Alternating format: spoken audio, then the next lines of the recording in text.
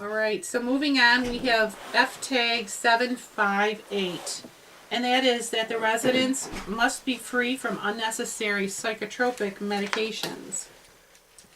It is important that all medications are reviewed.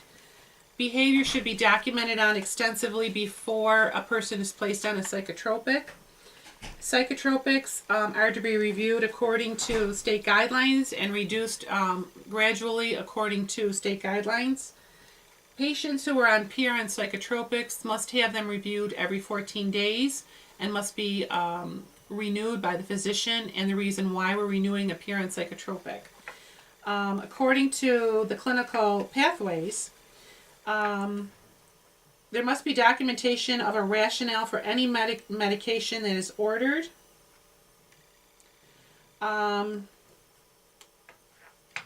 Within the first year, if a resident is admitted on a psychotropic or after the facility has initiated a psychotropic medication, GDR attempts in 2 separate quarters with at least 1 month between the attempts must be accomplished. The gradual dose reduction must be attempted annually thereafter unless clinically contraindicated. Non-pharmacological approaches must be attempted and documented instead of using psychotropic medications, along with the use of psychotropic medications while the GDR is attempted. Residents who do not receive PRN psychotropic medications unless necessary to treat a diagnosed specific condition, which must be documented in the record. PRN orders for psychotropic medications, which are not psychotropic antipsychotic medications, are limited to 14 days. The physician may extend the order beyond 14 days if he or she believes it's appropriate. If the attending physician extends the PRN for the psychotropic medication, the medical record must contain a documented rationale and determined duration. PRN orders for psychotropic medications, which are antipsychotic medications, are limited to 14 days. A PRN order for an antipsychotic cannot be renewed unless the attending physician or prescriber evaluates the resident to determine if it is appropriate to write a new PRN order for the antipsychotic medication. So you can see the guidelines for these are very strict. They're very thorough. They basically want to use them with the least amount of use as possible for the least amount of time as possible. Before they go on psychotropic medications, you have to do a thorough interdisciplinary team review of why you're considering to put this person on a psychotropic medication. The documentation should be in the record. It should be thorough. It should be reviewed. And try to use any and all non-pharmacological interventions that you can use, reevaluating the effect and the non-effect of each approach. The next tag that we received was F804. F804, let me just find that, was about food temps, nutritive value, appearance, palatable, and preferred temps. F804 was a D-level citation. This has to do with appropriateness of the food temperatures at the point of service. There was a problem with some foods being somewhat cool at the point of service to the resident. So a lot of this is important because you want your residents to eat. You want them to eat food that is desirable, attractive, and palatable, as well as free from infection, which means temperature is a big issue. So involved with temperature control is not only getting the food out timely, but making sure that it's served at the appropriate temperature.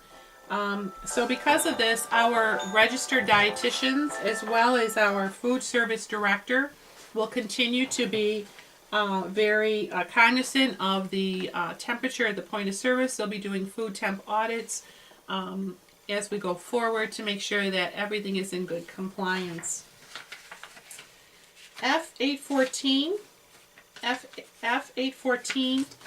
was a citation that we received regarding disposal of garbage and refuse that received a D-level citation.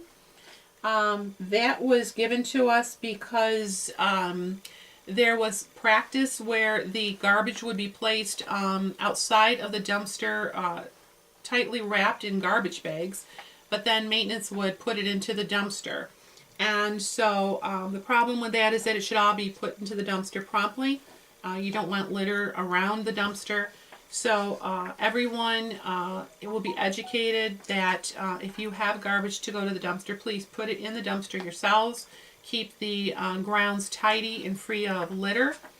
And we'll be monitoring that on a regular basis also. The next tag that we received is an F842 tag. F842 was about residence records.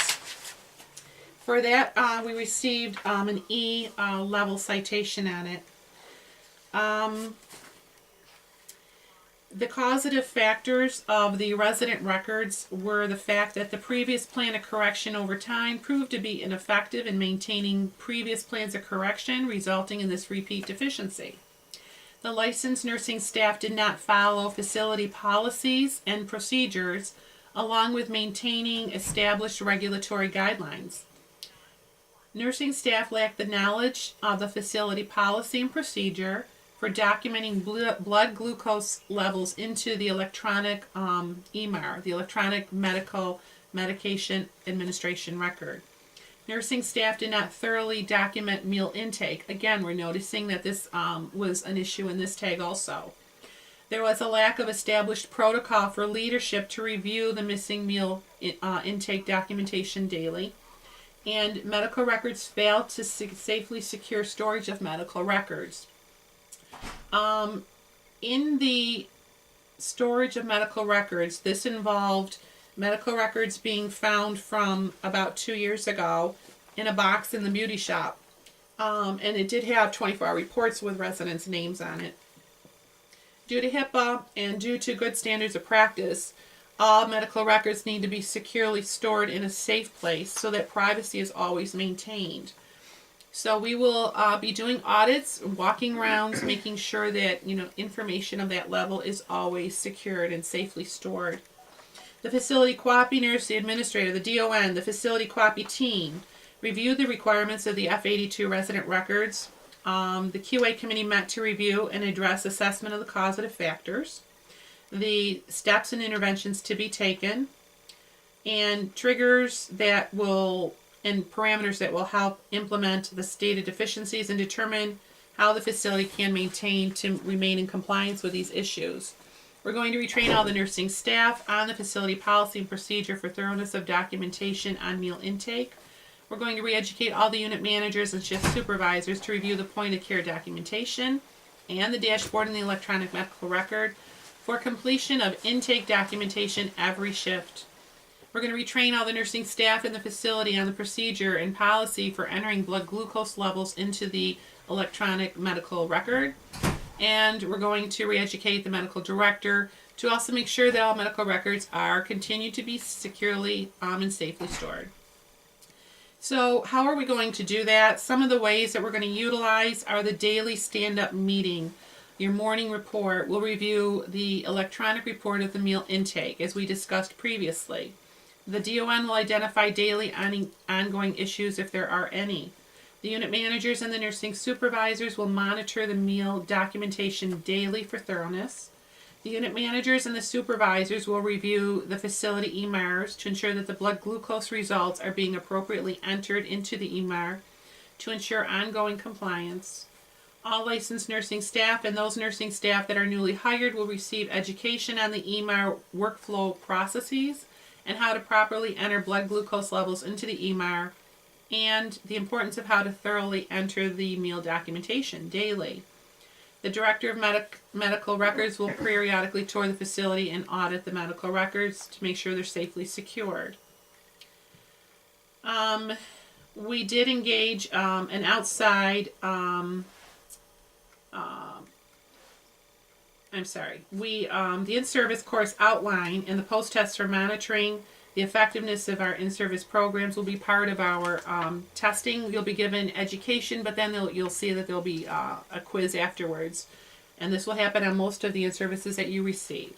Nursing designees will review the electronic MAR for appropriately documented blood glucose levels on a daily basis. Nursing supervisors and unit managers will audit the accuracy of the documentation in the blood glucose PR, so EMAR. So there will be audits happening every day, every week, for months to make sure that the culture change occurs and that we understand what we are doing. Nursing soups and unit managers will audit the thoroughness of the documentation of the meal intake. 5 random charts each week will be reviewed by the ADON to ensure that meal documentation and blood glucose results are thoroughly documented. This will go on for a few months. The DON then will take all of our findings and upload them monthly into our QAPI meetings so that they're reviewed by the interdisciplinary team on a monthly basis. So with that, we're going to break at this point to show you how to document meal intake, how to document blood glucose, how to access the electronic dashboard, point of care, so that you can clearly know how to go in and monitor the effectiveness of the daily documentation.